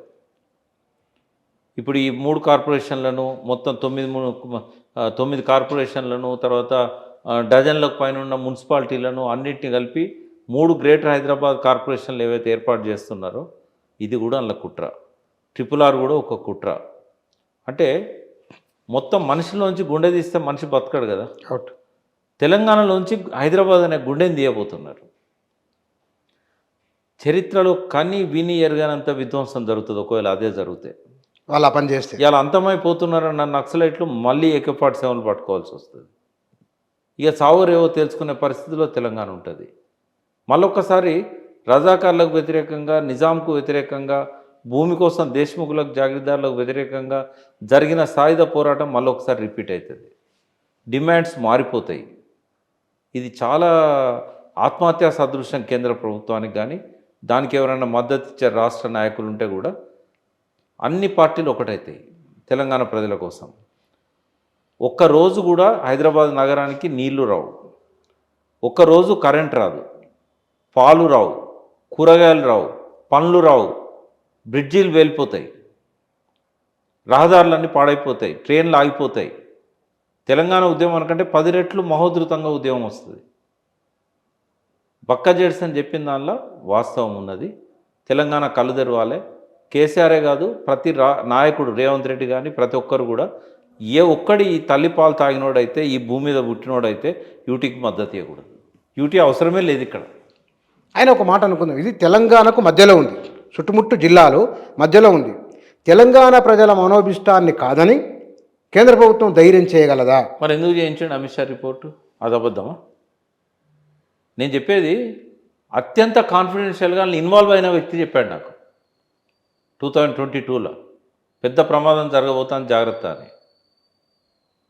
మన రాష్ట్రం వాడు కాదు, ఎవరైతే ఈ వర్క్లో ఇన్వాల్వ్ అయ్యిండో అతను చెప్పాడు. అందులో ఉన్న ఓ టీంలో ఒక మెంబర్. ఇది తెలంగాణకు చాలా నష్టదాయకమైన. నష్టం కాదు, గుండె తీసేస్తే తెలంగాణ బతుకుద్దా? పోనీ హైదరాబాద్ బతుకుద్దా తెలంగాణతో దూరం? తెలంగాణ ప్రజలు కాదని ఎట్లా ఎట్లా పవర్ స్టేషన్లు ఎక్కడున్నాయి? నీళ్ళు ఎక్కడి నుంచి వస్తాయి? కృష్ణా గోదావరి నదులు హైదరాబాద్ మధ్యలోకి వెళ్ళిపోతానే. మూసి నీళ్ళు తాగి బతుకుతారు హైదరాబాద్ ప్రజలు? హైదరాబాద్ ఉన్న అంతర్యుద్ధం వస్తుంది. ఇక్కడ 2200 స్లమ్ములలో తెలంగాణ ప్రజలు ఉన్నారు, ఊకుంటారా? తమాషా అవుతుందా ఇదేమన్నా? ఎవరి ప్రయోజనం కోసం చేస్తున్నట్లు వాళ్ళు ఈ పని, ఒకవేళ అయితే కనుక? ఇప్పుడు అవినీతి గురించి ఎట్లయితే ఇందు గలదు అందు లేదని సందేహం వలదు, ఎందెందు వెదికి చూసినా అందందే కలదు అని. అమిత్ షాకైనా ఆయనతోనున్న పెద్దలకైనా రియల్ ఎస్టేటు, ఈ రాష్ట్రం నుంచి వచ్చే ఆదాయం, హైదరాబాద్ నుంచి వచ్చే అత్యంత ఎక్కువ ఆదాయం, ముంబై తర్వాత హైదరాబాదే సెకండ్ ఎక్కువ ఇన్కమ్ వస్తున్నది, ట్యాక్స్ వస్తున్నది. భవిష్యత్తులో బొంబాయిని తలదన్నే విధంగా ఒక బిజినెస్ క్యాపిటల్ కాబోతున్నది. ఇప్పుడు బెంగళూరుతో కాంపిటీషన్లో ఇలా టాప్లో ఉంది గ్రోత్ రేట్లో, ఐటీలో. ఇవన్నీ కూడా చూసినప్పుడు ఈ నీళ్ళకుతో కూడా అగ్రికల్చర్ ప్రొడక్షన్ విపరీతంగా పెరిగి ఇండస్ట్రీస్ థర్డ్ ప్లేస్ పోయింది. జిఎస్డిపిలో తెలంగాణలో ఈ అగ్రికల్చర్ సెకండ్ ప్లేస్కి వచ్చింది. సో వీటి మీద కన్నేశారు. అమిత్ షా లైఫ్ శాశ్వతం కాదు, ఎన్ని సంవత్సరాలు బతాడో ఆయనకే తెలియదు. బట్ హైదరాబాద్ శాశ్వతం. తెలంగాణకు గుండెకాయ హైదరాబాద్. ఇక్కడ డబ్బుల మీదనో, ఇక్కడ 170 కోట్లకు ఎకరం అమ్ముతున్న ఈ భూముల మీదనో తాత్కాలికంగా కన్నేసి ఇట్లా చేస్తే మాత్రం శాశ్వతంగా క్షమించేది లేదు. నేను ఆర్ఎస్ఎస్ వాళ్ళకు కూడా చెప్తున్నా, ఇటువంటి పిచ్చి పనులు చేయొద్దని అమిత్ షాని కంట్రోల్లో పెట్టండి. ఎందుకంటే ఆర్ఎస్ఎస్కు క్రెడిబిలిటీ ఉంది. ఆర్ఎస్ఎస్కు ఉంది, వాళ్ళ దేశభక్తి, అందులో నిస్వార్థత ఉంది, సమాజం పట్ల. అసలు ఈ దేశానికి సెకండ్ క్యాపిటల్ అవసరం లేదు. సౌత్ ఇండియాలో సెకండ్ క్యాపిటల్ చేయదలుచుకున్నట్టయితే మీరు ఏ రాష్ట్రంతో కూడా ఆ సిటీని డీలింగ్ చేయకుండా ఉన్నట్టుగా హైదరాబాదును తెలంగాణ క్యాపిటల్ ఉంటుంది. మీరు యూటీ తరఫున ఏం పెట్టదలుచుకున్నారో పెట్టండి. సుప్రీంకోర్టు బెంచ్ పెడతారా పెట్టండి, లేకపోతే వింటర్ పార్లమెంట్ ఇక్కడ పెడతారా పెట్టుకోవచ్చు. వింటర్ రాష్ట్రపతి భవన్ ఇక్కడ ఉంది. అంతేగాని యూటీ చేసి తెలంగాణకు మధ్యలోకి వెళ్ళి గుండెకాయని తీసేస్తామంటే మాత్రం ఏ ఒక్కడు క్షమించాడు. ఇప్పుడు తల్లి కడుపులో ఉన్నోడు కూడా చివరి శ్వాస దాకా పోరాడతాడు. బహుశా దుస్సాహసం చేయకపోవచ్చనే, చేయొద్దు, చేయకపోతాను. నాకు ఎందుకంటే వాళ్ళకు ఎప్పుడు అల్లూరి సీతారామరాజు తెలంగాణ కోసం పోరాటం చేసి చెప్పారు వాళ్ళు. బహుశా తెలంగాణ తత్వం ఏందో వాళ్ళకి సరిగ్గా వీళ్ళు చెప్పనట్టుంది, వాళ్ళకు కూడా అవగాహన లేనట్టు అనిపించింది. వాళ్ళకేమో అవగాహన ఉంటుంది, ఇక్కడ వాళ్ళకే లేదు. ఇక్కడ వాళ్ళ పార్టీ వాళ్ళకి అవగాహన ఉందా? వాళ్ళ అధికారాన్ని కాపాడుకోవడానికి ఈ పార్టీలకు ఆ పార్టీలకు గెంతుతున్నారు తప్ప ఆ తెలంగాణ ఆత్మ అనేది ఒక కేసీఆర్ గారిలో ఉంది. ఉద్యమకారులు ఎవరైతే ఆయనతో పాటు నడిచిందో వాళ్ళల్లో ఉంది. కొంతమంది కాంగ్రెస్లో ఉన్న కొంతమంది ఉద్యమకారులకు ఉన్నది కాంగ్రెస్. అంతేగాని ఇక్కడ మనం కేసీఆర్ మరి ఈ సందర్భంలో వచ్చి మాట్లాడాలి కదా. కేసీఆర్ 2 సంవత్సరాలు రాకపోవడానికి అంటే ఆయన మనసెరిగిన వ్యక్తిగా చెప్తున్నా. ఆయన నేను కలిసింది ఓన్లీ 2 సార్లే ఈ అధికారం, ఈ 2 ఏళ్లలో అధికారం పోయిన తర్వాత. అదే 2 సార్లు 3 సార్లు కలిసాను అంతే. ఒకసారి మీటింగ్లో కలిసాం, మాట్లాడుకోవడానికి కుదరలేదు. ఒకసారి బర్త్డే విషయం చెప్పడానికి, ఒకసారి మాత్రం ఓడిపోయిన తర్వాత పోయి కొంత మాట్లాడవచ్చు అంతే. అయితే కేసీఆర్ మనసెరిగిన వ్యక్తిగా ఏంటంటే, రేవంత్ రెడ్డి కొత్తగా ముఖ్యమంత్రి అయ్యాడు, ఆయన ఇదివరకు మంత్రి కూడా కాలేదు అన్నాడు. 2 సంవత్సరాలు టైం ఇద్దాము, ఆయన ఎట్లా చేస్తాడో చూద్దాం, ప్రజలకు గుర్తిస్తారు, ఆయన చెప్పిన అమలు అవుతాయా కావా, మనం చేసే మంచి పనులను ముందు తీసుకెళ్తాడా లేదా, కాబట్టి 2 సంవత్సరాలు టైం ఇద్దామని అనుకున్నాడు ఆయన. అంతకుమించి ఆయన వీళ్ళకు కూడా చెప్పాడు, మీరు హార్ష్గా పోకండి ప్రభుత్వం మీద, కొంత సమయం ఇవ్వాలని చెప్పిండు హరీష్కైనా కేటీఆర్ గారికైనా. కానీ వాళ్ళు ఆడున్న పరిస్థితిని బట్టి గట్టిగా వాళ్ళు ఎదుర్కోవాల్సి వచ్చింది. సో ఏదున్నా లేకున్నా, కేసీఆర్ లేకున్నా కూడా ప్రతిపక్షం 2 ఇయర్స్లో అద్భుతంగా రాణించింది. ప్రతిరోజు సెన్సేషన్, ప్రతిరోజు ఏదో ఒక కార్యక్రమం రెస్ట్లెస్గా పనిచేశారు. కాకుంటే ఫోకస్ ఒకరిద్దరి మీదకే వచ్చింది కానీ ప్రతి నాయకుడు జిల్లాలలో పనిచేశాడు. టీఆర్ఎస్ ఇచ్చిన కార్యక్రమం, బీఆర్ఎస్ ఇచ్చిన కార్యక్రమాల్ని ప్రతిపక్ష పార్టీగా అమలు చేయడంలో ధర్నాలు కావచ్చు, ఏవైనా కావచ్చు, వాళ్ళు చేయగలిగారు. ఒక యాక్టివ్ అయింది ప్రతిపక్షం. ఎలక్షన్లు అయినాక మళ్ళీ ఎలక్షన్ల దాకా జనరల్గా ప్రతిపక్షం యాక్టివ్ ఉండదు. కానీ గత 4-5 అసెంబ్లీ టర్మ్స్ చూసినట్టయితే ఇప్పుడు 9.5 ఏళ్ళు కాంగ్రెస్ యాక్టివ్గా లేకుండే. ఇక్కడ మాత్రం లాస్ట్ 2 ఇయర్స్ టీఆర్ఎస్ చాలా యాక్టివ్గా ఉంది. అంటే టీఆర్ఎస్ పాలనలో కాంగ్రెస్ ప్రతిపక్షంగా విఫలమైంది. చంద్రబాబు పీరియడ్లో కూడా ప్రతిపక్షం విఫలమైంది. ఒక్క జనార్దన్ రెడ్డి ఒక్కడే సిఎల్పి లీడర్గా బాగా కొట్లాడాడు. ఆయన అసెంబ్లీ నుంచి వచ్చిన బుక్స్ అని నేనే చదివేటోడిని. అట్లనే జయశంకర్ సార్ చెప్పిన దానికి ప్రాక్టికల్గా నాకు స్టడీ చేయడానికి జనార్దన్ రెడ్డి గారి ఇంట్లో బుక్సే నాకు కారణం, పీజేఆర్. సో పీజేఆర్ తర్వాత మళ్ళీ అసెంబ్లీ రాజశేఖర రెడ్డి గారి ప్రతిపక్ష నాయకత్వాన్ని నిర్వీర్యం అయిపోయింది. కేవలం ఆ బషీర్బాగ్ కాల్పులకు వ్యతిరేకంగా నిరాహార దీక్ష చేయడం తప్పితే పెద్ద చెప్పుకోదగ్గ కార్యక్రమాలు ఏం చేయలేదు. అల్మట్టి ఎత్తుపేస్తా అంటే కూడా అసలు పట్టించుకున్నది లేదు రాజశేఖర రెడ్డి గవర్నమెంట్. గోదావరి మీద, కృష్ణా మీద బ్యారేజీలు రాయలసీమ కాంట్రాక్టర్లే పోయి కట్టారు, ఆయనకు తెలిసిన వాళ్ళే. కానీ నీళ్ళు రాకుండా ఆపుతున్నారు అనేది ఎన్నడూ కూడా ఆయన లేపలేదు. అంటే అపోజిషన్ పార్టీగా చంద్రబాబు పీరియడ్లో రాజశేఖర రెడ్డి విఫలమైండు, రాజశేఖర రెడ్డి పీరియడ్లో చంద్రబాబు విఫలమైండు. టీడీపీ ఉన్నా కూడా కేసీఆర్ టీఆర్ఎస్ ఉద్యమ కోణంలో రాజశేఖర రెడ్డిని గట్టిగా నిలదీశారు. ఇప్పుడు కూడా ప్రతిపక్షంగా టీఆర్ఎస్ సక్సెస్ అయ్యింది. కానీ ఇక్కడ మీరు అంటున్నారు కానీ మీరు కింద కామెంట్లు చూడండి. నేను మీ మిమ్మల్ని కూడా కొంత పరుష పదజాలం వాడినరు, అది నాకు బాధ అయింది. నేను చూస్తే కూడా రాస్తారు. ఇప్పుడు కేటీఆర్ పై వీడియో పెట్టినప్పుడు ఒక్కొక్క రోజు 1,00,000 పోతుంది, అంటే 1,00,000 మంది చూస్తున్నారు. టైం కూడా ఎక్కువ ఉంది. హరీష్ రావు వీడియో పెడితే కొన్ని లక్షల మంది చూస్తున్నారు, టైం ఎక్కువ. కానీ కింద కామెంట్లు ఏమొస్తున్నాయంటే వీళ్ళు ఇంకా మారలేదు, లోపాలు ఉన్నాయి, అవి పోయిన ఎన్నికలప్పుడు ఏ ప్రచారంలో అయితే ఉన్నాయి అంశాలు అవి రాస్తున్నారు. అది వాళ్ళ తప్పేం కాదు, వాళ్ళు మారాల్సిన అవసరం ఉన్నది. మారుతున్నది కూడా గమనించాలి కదా, గమనిస్తారు కావచ్చు. మారుతున్నారు, మారాల్సిన అవసరం ఉంది. వాళ్ళ తప్పులు వాళ్ళు తెలుసుకుంటారు. గతంలో ఏం చేసినామో మళ్ళీ రిపీట్ చేయొద్దు అనుకుంటున్నారు. మాలాంటి వాళ్ళ దగ్గర వాళ్ళు షేర్ చేసుకుంటారు. వాళ్ళ లోపల వచ్చిన మార్పుని నేను స్పష్టంగా చూడగలుగుతున్నా. కాకపోతే ప్రజలు చూడగలిగే స్థాయిలో ఇంకా మార్పు రావాల్సిన అవసరం, విజిబిలిటీ ఉండాలి, విజిబిలిటీ ఉంటుంది. కాబట్టి మార్పు అనేది it's a journey, it's not destination. కాబట్టి నిరంతరం అవసరం. ఈ తరం మారుతున్నది, స్వరం మారుతున్నది. కాబట్టి ఈ యంగ్ జనరేషన్కు వీళ్ళ ఆటిట్యూడ్కు చాలా గ్యాప్ ఉంటుంది. తర్వాత కేసీఆర్ ఆటిట్యూడ్కి అయితే ఇంకా చాలా గ్యాప్ ఉంటుంది. ఇప్పుడు కేసీఆర్ గారి ఆటిట్యూడ్, ఇప్పుడు కేసీఆర్ అంటే నా తరం, నాకైనా 3 ఏళ్ళ తేడా. తర్వాత వచ్చిన తరం కేటీఆర్, హరీష్ రావు, కవిత, వీళ్ళంతా తర్వాత తరం వాళ్ళు. వాళ్ళ తర్వాత వచ్చింది హిమాంశు, వీళ్ళ తరం. ఆ తరం ఇంకా ఇప్పుడిప్పుడే వాళ్ళు ఓటాకు వచ్చింది, కొంతమందికి ఓటాకు వచ్చింది. ఇప్పుడు 20 ఏళ్ళు వాళ్ళకు. తెలంగాణ ఉద్యమం వచ్చినప్పుడు పుట్టలేదు వాళ్ళు. తెలంగాణ వచ్చినాడు కూడా 2-3 ఏళ్ళు ఉన్న వాళ్ళకి ఇప్పుడు ఓటాకు వచ్చింది. 2014లో ఒక 5వ తరగతి 3వ తరగతి చదివేటోళ్ళకి కూడా ఇప్పుడు ఓటాకు వచ్చింది. 11 సంవత్సరాలు 12 సంవత్సరాలు.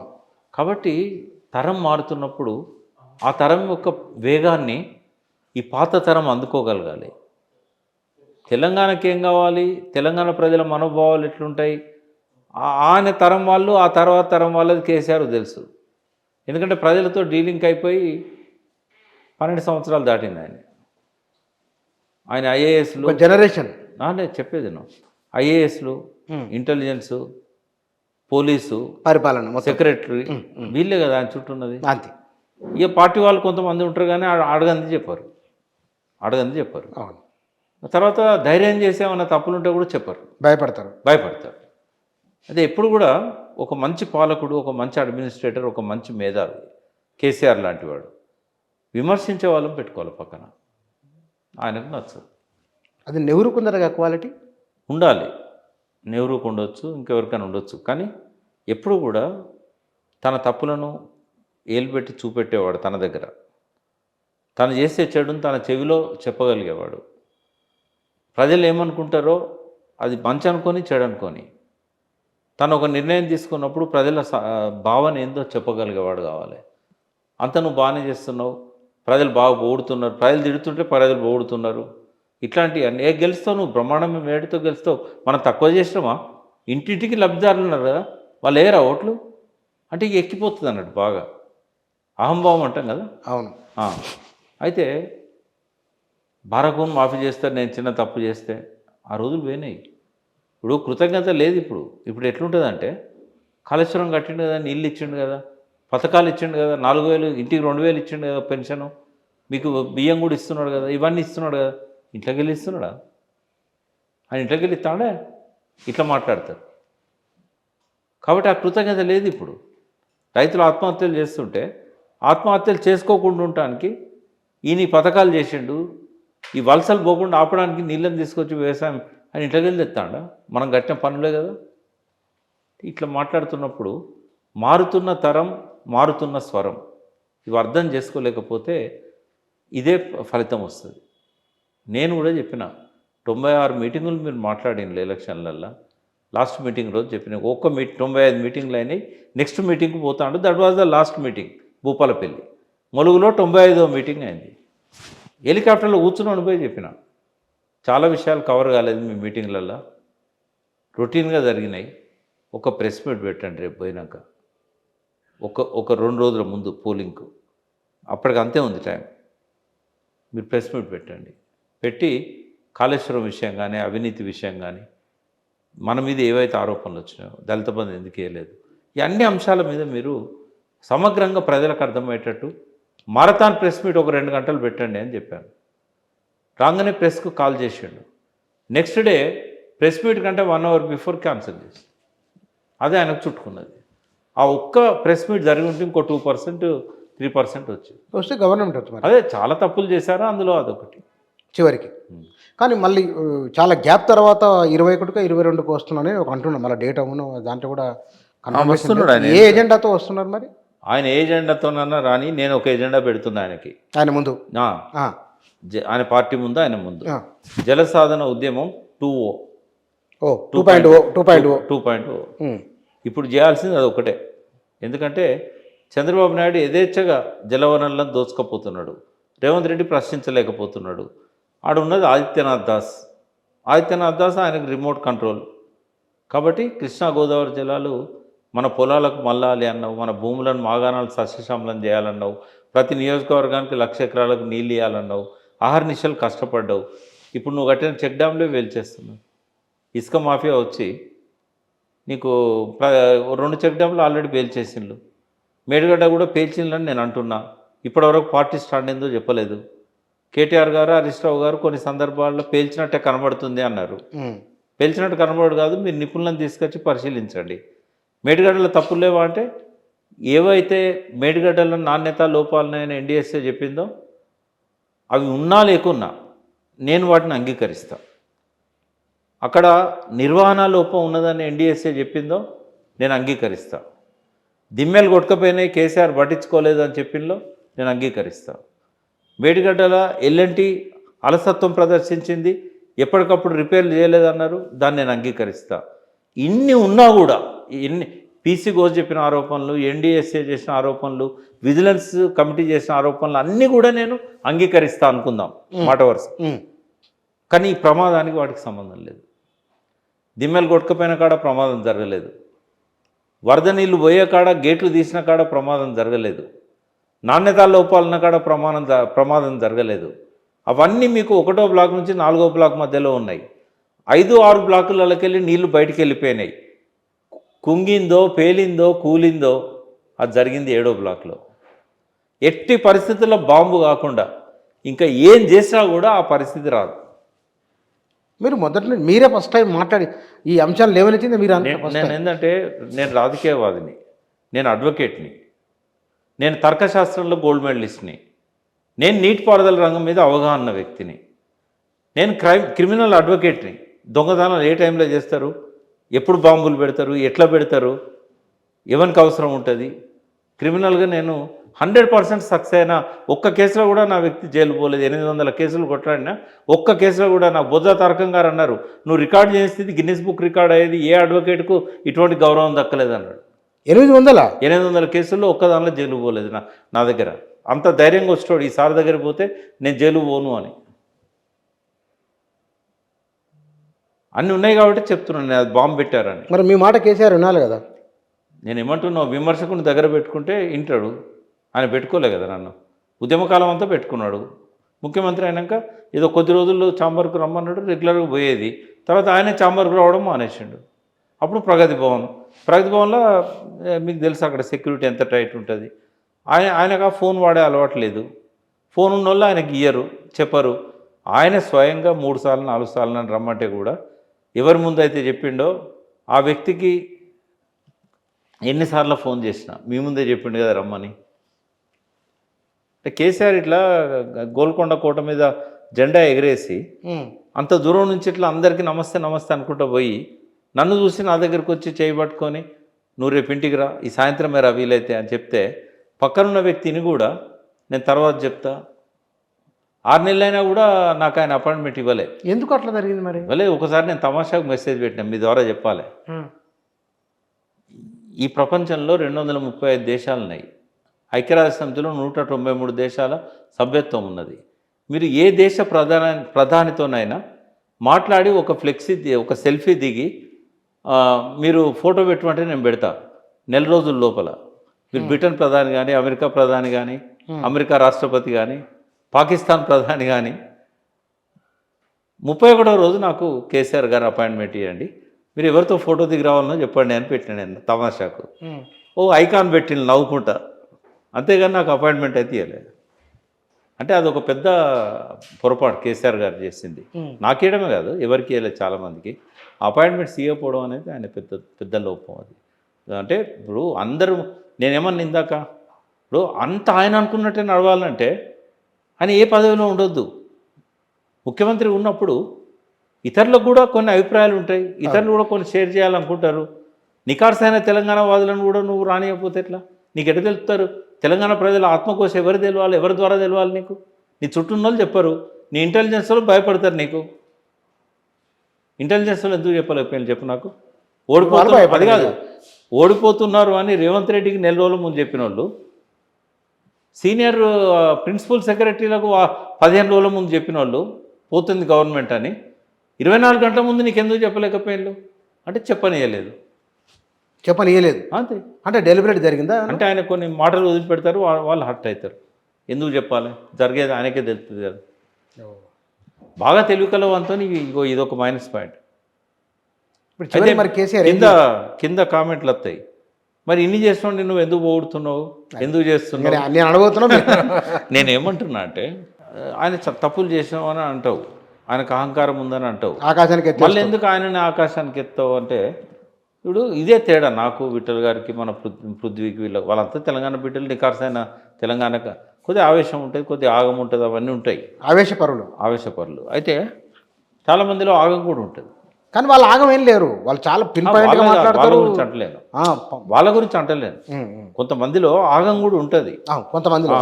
అయితే నేనేమంటున్నా అంటే మనం ఏం మాట్లాడినా కూడా ఒక ప్రయోజనాన్ని ఆశించి మాట్లాడాలి. ఆ స్వార్థం నీకు ఉండాలి. ఆ ప్రయోజనం ఏంటి అంటే ఊరికే తెలంగాణను ఆగం చేద్దామా? ఇప్పుడు కేసీఆర్ చేసిన మంచి పనులు చెప్పమంటే నేను ఒక 18 పర్వాలు రాయగలుగుతా. 18 పర్వాలు ఒక్కొక్క రంగం మీద.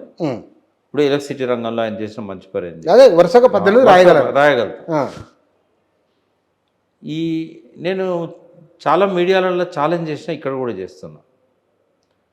స్వాతంత్రం వచ్చిన తర్వాత 1947 నుంచి ఇప్పటి వరకు ఏ రాష్ట్రంలోనైనా, ఏ పీరియడ్లోనైనా, ఏ పార్టీ వాడైనా, ఏ ముఖ్యమంత్రి అయినా 9.5 ఏళ్ళల్లో ఇంత ప్రగతిని ఒక్కొక్క రంగం వారీగా నమోదు చేయగలిగిన ముఖ్యమంత్రి భారతదేశంలో ఉన్నాడా? లేరు, ఇప్పటి వరకు లేరు కదా, నిస్సందేహంగా లేరు. ఒక మాటలో చెప్పేశారు, లేరు. నేనేమంటున్నా అంటే స్టాటిస్టిక్స్ డాటా ఆధారంగా నేను చెప్తానని చెప్తున్నా. ఆ ట్యాక్స్ రెవెన్యూవా, లేకపోతే రాష్ట్ర ఆదాయమా, ఇవన్నీ కూడా ప్రతిదీ, సాగునీటి రంగమా, విధ్వంసం నుంచి పునర్నిర్మాణమా, ఆత్మహత్యలు ఆపడమా, ఎన్కౌంటర్ లేకుండా చేయడమా? ఒకే ఒక్క ఎన్కౌంటర్ జరిగింది మొత్తం 9.5 ఏళ్ళల్లో. అయితే మరి అటువంటి ముఖ్యమంత్రి ఎన్ని తప్పులను ఉండని, అవి వ్యక్తిగతం. ఆ వ్యక్తిగతమైన తప్పుల వల్ల మాలాంటి వాళ్ళు కూడా బాధపడే సందర్భం ఉండొచ్చు. ఉద్యమకారులకు అన్యాయం చేసి ఉండొచ్చు, చేయలేదని నేను అంటలేను. చిన్న చిన్న కోపతాపాలతోని ఆయనకాయన చాలా నష్టపోయాడు. ఒకే ఒక్క ఉదాహరణ చెప్తా. ఇవాళ రేవంత్ రెడ్డి ఆర్ట్స్ కాలేజ్ పోతే ఎందుకు హంగామా చేస్తున్నారు. కేసీఆర్ ఎందుకు పోలేకపోయాడు? ఒక చిన్న రిపోర్టు ప్రణబ్ ముఖర్జీ వచ్చిండు సెంటెనరీ సెలబ్రేషన్స్కి. వచ్చినప్పుడు ఇంటెలిజెన్స్ వాళ్ళు ఏమన్నారంటే, సార్ మీరు స్టేజ్ మీద మాట్లాడితే అల్లరి అయ్యేటట్టుంది, మీ మాటల్ని వాళ్ళు బహిష్కరించేటట్టు ఉన్నారు, వాళ్ళని అదుపు చేసడం మా వల్ల కాదు, ఇక మీరే అదుపులో ఉండాలని చెప్పేసింది అని మాట్లాడలేదు. అప్పుడు చెప్పిన ఇంటెల్ చేసి ఓడిపోతామని చెప్పలేకపోయారు. అంటే నేను అనేది ఏంటంటే, ఆర్ట్స్ కాలేజీల స్టూడెంట్స్ ముఖ్యమంత్రిని మాట్లాడనీయకపోవడం అనేది పెద్ద తప్పది. దాన్ని మనసులో పెట్టుకున్నాడు ఆయన. అది నిజమో కాదో క్రాస్ చెక్ చేసుకోవచ్చు కదా. నిజమైనా కూడా ఎందుకు దాన్ని కక్షపూరితంగా ఉండాలి? ఉండకూడదు, అవసరం లేదు. పిల్లలు మాట్లాడని. అయ్యో ఇప్పుడు ఉద్యమంలో నేను ఉన్న వాళ్ళు- అన్నాను అనుకో, ఉస్మాన్ యూనివర్సిటీ బ్రహ్మాండంగా అభివృద్ధి చేసింది కేసీఆర్ అనగలుగుతానా? అవును. ఆయన విద్యా సంస్థను అభివృద్ధి చేసిండు, అలా నేను ఎటువంటి రాజీ లేదు. 200 రెసిడెన్షియల్ స్కూల్ ఉంటే 1000 చేశాడు. చేసిండు, డిగ్రీ ఏజెన్సీలు పెట్టాడు. తర్వాత 33 మెడికల్ కాలేజీలు తెచ్చాడు. హైయర్ ఎడ్యుకేషన్ ఎంకరేజ్ చేశాడు. ఊరూరికి యూనివర్సిటీలు కానీ ఓయూను పట్టించుకోలేదు అంటున్నారుగా. ఓయూను పట్టించుకోకపోవడానికి ఓయూలో ఒక చిన్న ఇన్సిడెంట్ కారణం. అది ఏదో నేను నిజం అనేది వాటిని కాదు చూడాల్సింది, కేసీఆర్ ఆలోచనలలో ఉన్న లోపం గురించి చెప్తున్నాను. అదే అదే అటువంటి లోపాలు ఉండకూడదు. ఆ లోపాలను నేను చెప్పి నేను కేసీఆర్ని ఆయన చేసిన మంచి పనులన్నీ చెత్తబుట్ట దాఖలు చేస్తాను. అవసరం లేదు. నేను ఏమంటున్నా అంటే, ఇప్పుడు చెప్తున్నాను నేను, మళ్ళీ కేసీఆరే రావాలి. కేసీఆర్ రాకపోతే ఈ 3 ఏళ్లలో మానేరు డ్యాంలే కాదు, మానేరు మీద ఇప్పుడు 2-3 చెక్ డ్యాంలే ధ్వంసమైనాయి. ఆయన కట్టిన 800 నుంచి 1000 చెక్ డ్యాములు కూడా మొత్తం ధ్వంసమవుతాయి. ఇసుక మాఫియా రాజ్యం వెళ్తుంది. కంట్రోల్ చేసే శక్తి ఎవరికి లేదు. అదివరకు ఇసుక మీద ఆదాయం ఎంత, కేసీఆర్ వచ్చినాక ఇసుక మీద ఆదాయం ఎంత. పవర్లో ఉన్న ప్రతి ఒక్కరికి బంధువులు ఉంటారు, స్నేహితులు ఉంటారు, వాళ్ళు కూడా టెండర్లు ఎత్తారు, వాళ్ళ పట్ల కొంత పక్షపాతధోరణి ఉంటే ఉండొచ్చు. కానీ తెలంగాణకు మేలు జరుగుతుందా లేదా అనేది ఇంపార్టెంట్ కదా. ఎర్రవెల్లిలో ఆయన పొలానికి నీళ్ళు వస్తే రావచ్చు, కానీ ఎర్రవెల్లి పొలం కోసమే 1,00,000 కోట్ల కాళేశ్వరం కట్టిండు ఆయన. అంటే ఎవరైతే ఆవేశపరులు మాట్లాడే మాటలకు నేను మాట్లాడే మాటలకు ఒక తేడా ఉంటుంది. ఎందుకు అంటే నేను ఎండ్ రిజల్ట్ ఏందనేది చూసి మాట్లాడతా. నేను మాట్లాడేది ఎట్లా పోతుంది, దీనివల్ల ఎటువంటి ప్రకంపనలు వస్తాయి, ఎటువంటి అనుకూల ఫలితాలు వస్తాయి అనేది ఆలోచించి నేను మాట్లాడతా. ఇప్పుడు ఎప్పుడు కూడా ఒక ఉపన్యాసకుడు, ఒక వక్త నీ ఇష్టం వచ్చింది మాట్లాడద్దు, అవతలి వాళ్ళకి ఏం కావాలనో అది మాట్లాడాలి. నువ్వు ఏ దిశలో తెలంగాణ నడపదలుచుకున్నావు, ఏ దిశలో నువ్వు నాయకత్వానికి ఒక గైడెన్స్ చేయదలుచుకున్నావు, అది రేవంత్ రెడ్డి కావచ్చు, కేసీఆర్ కావచ్చు, ఏ దిశలో పోతే తెలంగాణకు మేలు జరుగుతుంది అది దృష్టిలో పెట్టుకోవాలి. ఎవరి మీద గౌరవాన్ని పెంచాలి, ఇవన్నీ కదా ఆలోచించాల్సినవి. బీజేపీని తీసుకొచ్చి నెత్తిన పెట్టుకుంటారా? ఇప్పుడు ఇద్దరిని తిట్టడం అంటే ఏంది? ఇద్దరిని తిట్టడం అంటే ఏంది? అల్టిమేట్ రిజల్ట్ ఏంది? ప్రజల లోపల ఇద్దరిని తిడతామంటే బీజేపీని నెత్తిన పెట్టుకో. ఇంతకంటే గొప్పగా ఉంటుందా బీజేపీ ప్రభుత్వం? మళ్ళీ కాషాయీకరణ చేస్తావా? మళ్ళీ ఇక్కడ తెలంగాణ అనేది ఒక మత సామరస్యానికి ఒక ప్రతీక, గంగా జమున తహజీబ్ అని ఇక్కడనే అన్నాడు మహాత్మా గాంధీ. ఇప్పుడు బీజేపీ వస్తే ఆ తహజీబ్ ఉంటుందా? ఆలోచించాలి కదా. ఏది పడితే అది మాట్లాడి అందరి తప్పులను ఎత్తి చూపుతావు నువ్వు. బీజేపీ ఇప్పుడు హైదరాబాదు జోలికి రాకుండా, తెలంగాణ కల్చర్ను డిస్టర్బ్ చేయకుండా బీజేపీ వచ్చినా అసలు హైదరాబాదు యూటీ అవుతుంది బీజేపీ వస్తే. మళ్ళీ చెప్తున్నా నీకు, అంటే తెలంగాణకు దక్కనియరు. నేను నాయకుని పేరు చెప్పగాని ఒక ముఖ్య నాయకుడు కేంద్రంలో చక్రం తిప్పేట ఆయన 8,000 ఎకరాలను కొనిపెట్టుకున్నాడు హైదరాబాద్ చుట్టుపక్కల అప్పుడే కంపెనీల పేరు మీద. యూటీకి ఎప్పుడైతే సర్వే జరిగిందో 2022-24 ఆ మధ్యకాలంలోనే భూములన్నీ కూడా వాళ్ళ చేతుల్లోకి వెళ్ళిపోయినాయి. వాస్తవానికి హైదరాబాద్ చుట్టుపక్కల భూములని వేరే వాళ్ళ చేతిలోకి వెళ్ళిపోయినాయి. ఆ వెళ్ళిపోయిన వాళ్ళు అంతా నార్త్ ఇండియన్సే కదా. North Indian. వాళ్ళు ఎంతమంది కేంద్ర ప్రభుత్వం వాళ్ళ బినామీలు ఉన్నారు. ఓహో, మరి యూటీ అయితే ఎవరికి లాభం? తెలంగాణకు తెలంగాణ భవిష్యత్తు. ఏమంటున్నా, ఈ ఇద్దరిని తిట్టేటోళ్ళకి నేను ఒకటే చెప్తున్నా, హైదరాబాద్ యూటీ కావాలనుకుంటే ఇద్దరిని తిట్టండి. ఇప్పుడు కేవలం బాలసుబ్రహ్మణ్యం విగ్రహాలు ఇవి పెడుతున్నారు అని తిడుతున్నారు కదా. అసలు అస్తిత్వమే మంట కలిసే పరిస్థితి బీజేపీ ద్వారా వస్తుంది. కాబట్టి మీరు ఎవరిని తిట్టాలి, ఎవరిని తిట్టకూడదు అనే విచక్షణ లేకపోతే, ఇప్పుడు పాలకులల్లో పర్ఫెక్షన్ అనేది చూడొద్దు. అంటే పర్ఫెక్షన్ అనే వర్డ్ ఓన్లీ డిక్షనరీలో ఉంటుంది. అది నువ్వు బయట వెతకడం మొదలు పెడితే ఎక్కడ దొరకదు నీకు. నీ లోపల కూడా నీ ఆత్మకు నువ్వు జవాబుదారీ. నువ్వు ఆలోచించుకో, నువ్వు పర్ఫెక్ట్ మనిషివా? నువ్వు నమ్ముకున్న దేవుళ్ళు పర్ఫెక్ట్ మనుషులు చెప్పు, నువ్వు ఏ దేవుని పేరు చెప్తావు? నేను ఆయన చేసిన లోపాలని చెప్తా. ఎవ్వరు అదేలే. లోపభూయిష్టంగా ఎవరు ఉండరు. బాలసుబ్రహ్మణ్యం పాటే ఉంది కదా, బూడిదిచ్చేవాడిని ఏమి అడిగేదని. ఆ? తర్వాత నువ్వు కొలిచే దేవుళ్ళల్లో లేని లోపాలు నా లోపాలని అని ఒక పాటలో చెప్తుంటారు. అంటే ప్రతి దేవునిలో కూడా లోపాలు ఉంటాయి. కృష్ణుడు కాదమ్మా సవతులు ఉండరు, ఇట్లాంటి పాటలనే కదా. మీ పాటల మీద బాగా మంచి అవగాహన ఉన్నది. ఆ? అంటే ఇక్కడ ఈ విషయంలో కేసీఆర్ 2 ఏళ్ల తర్వాత వస్తానని చెప్తున్నారు కదా, మీరు ఒక ఎజెండా పెడుతున్నారు ఆయన ముందు.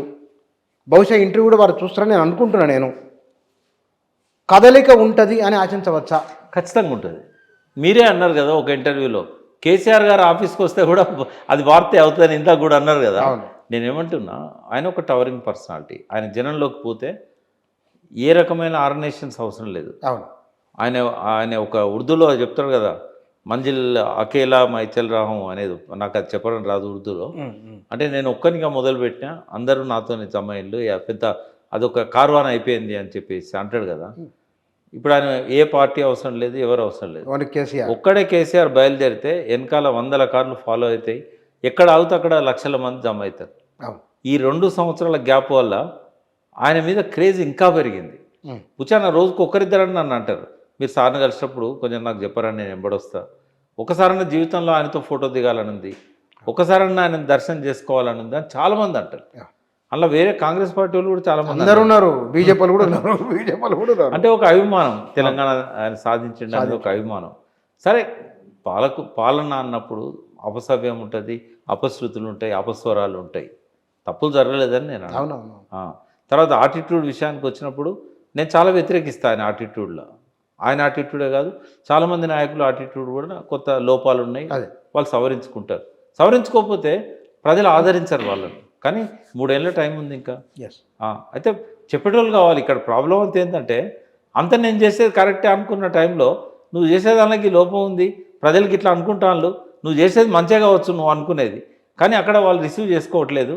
ఆకాశంలో ఉండి చేయగలిగితే ప్రజలందరూ నువ్వు కొద్దిగా వెనక్కి రావాలి, కిందికి రావాలి, అందుకని చేయబట్టుకొని ముందుకు నడిపించగలగాలి.